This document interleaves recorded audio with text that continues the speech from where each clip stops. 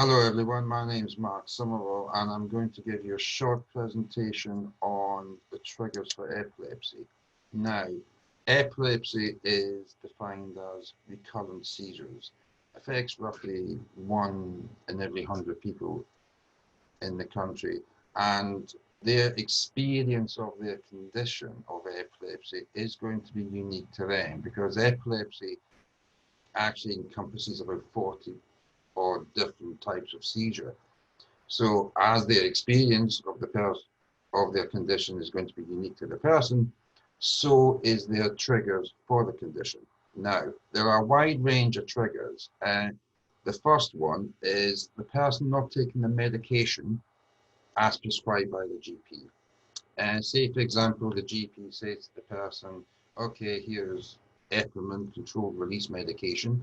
Epinephrine has been the most common medication to treat epilepsy, and the doctor says you have to take 2 tablets in the morning and 2 tablets at night. The person might decide to take 4 tablets in the morning. That is going to have an impact on how that person's medication is managed, because obviously towards the latter part of the day, the amount of medication in the person's bloodstream will be lower than what it is first thing in the morning. Lack of sleep. This is another one, which is quite significant for some individuals.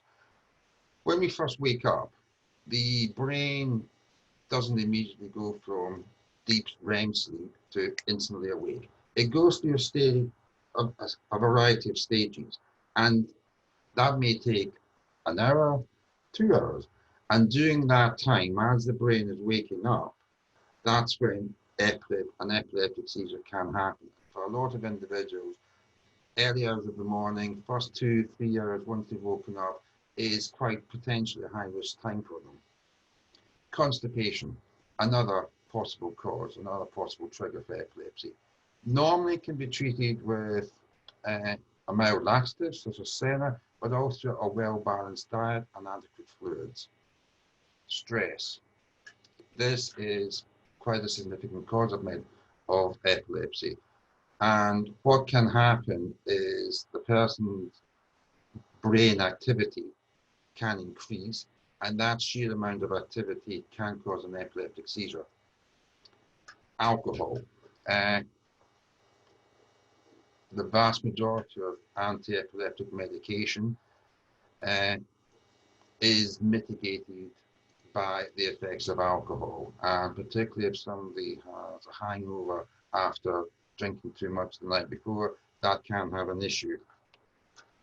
Then there is flashing or flickering light. Now, this is quite rare. Most individuals, you're talking about 99%, do not actually have photosensitive epilepsy. Photosensitive epilepsy affects roughly 1% of people living with epilepsy. And it's when the epilepsy is triggered by light patterns, the sun coming in through the window or blinds at particular points of the day, a particular pattern on a wall, for example. And And then we have an extremely rare form of epilepsy called mucogenic epilepsy. Now, this is extremely rare. It affects roughly 1 in a million people living with epilepsy. And the triggers are either dreaming about certain types of music, thinking about music, actually playing music, actually listening to music, where a particular type of music, be it jazz, be it hip hop, whatever it might be, that sensation, that stimuli in the brain actually triggers the epileptic seizure. Like I said, extremely rare. Most people's, well, as far as epilepsy is concerned, the person's experience of their condition will be unique to them. So it's vital that when it comes to managing epilepsy, like all other medical conditions, we get a person-centered approach to the triggers for that condition, for that particular person. And that will then help us to manage that person's condition better. Because you may have 10 people in the room, all of them have a diagnosis of epilepsy. what is going to cause one person in that room to have a trigger for an epileptic seizure is going to be different potentially from all the other 9 people in the room, and vice versa. So it's absolutely vital to get a person-centered approach. Thank you very much for your time.